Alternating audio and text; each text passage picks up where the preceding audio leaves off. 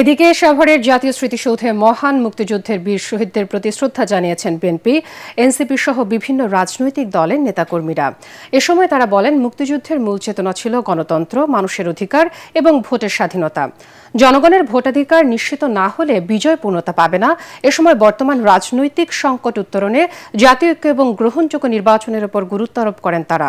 আনিসুর রহমান সোহাগ এবং হাসিবুল হাসান স্টালিনের তোলা ছবিতে আরও জানাচ্ছেন হুমায়ুন চিশতি। 16 ডিসেম্বর মানেই লাল সবুজের পতাকা, বাঙালির বিজয়ের ইতিহাস।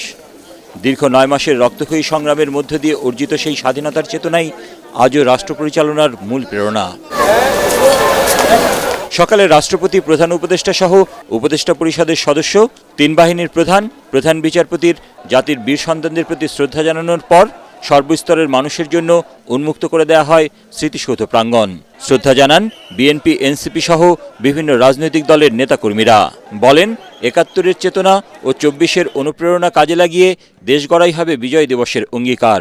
যে ঐতিহাসিক লড়াই এই বঙ্গ জনপদের মানুষ করেছে, সেই লড়াই উত্তরসূরি আমরা সেই লড়াইকে ধারণ করে সামনের দিকের বাংলাদেশ আমরা বিনির্মাণ করতে চাই।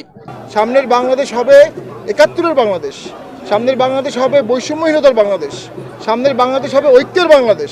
তারা অভিযোগ করেন, স্বাধীনতা বিরোধীরা এখনো মুক্তিযুদ্ধ ও স্বাধীনতাকে বিতর্কিত করতে তৎপর।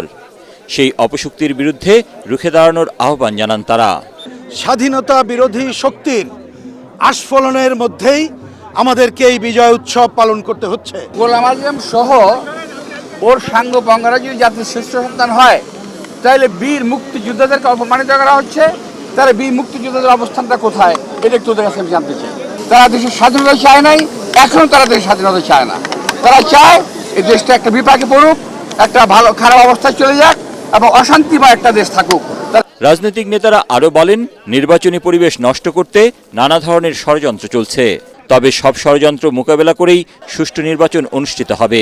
আগামী একটি সুষ্ঠু নিরপেক্ষ নির্বাচনের মাধ্যমে পুনঃপ্রতিষ্ঠিত করব।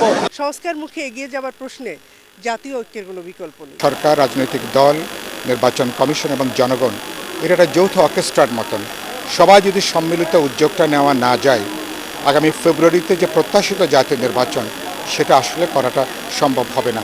এ সময় 71-এর মুক্তিযুদ্ধ ও 24-এর গণ অভ্যুত্থানকে একই কাতারে দাঁড় করানোর চেষ্টা প্রসঙ্গে তারা জানান, 71 এবং 24 যার যার অবস্থানে মহিমান্বিত, কারো সাথে কারো তুলনা চলে না। 24-এর গণ অভ্যুত্থান আবারও নতুন করে অনেক প্রশ্ন সামনে এনেছে। স্বাধীনতার 54 বছরেও জনগণের মৌলিক অধিকার, ভোটাধিকার, গণতন্ত্র বা জবাবদিহিমূলক রাষ্ট্র ব্যবস্থার স্বপ্ন কতটুকু বাস্তবায়িত? এদিকে জাতীয় নির্বাচনের তফসিল ঘোষণার পর রাজনৈতিক অঙ্গনে শুরু হয়েছে নানা হিসাব নিকাশ।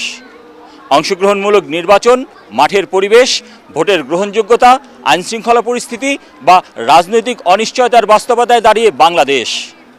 গণতন্ত্রের ভবিষ্যৎ প্রশ্নে তাই সবার দৃষ্টি এখন নির্বাচনমুখী।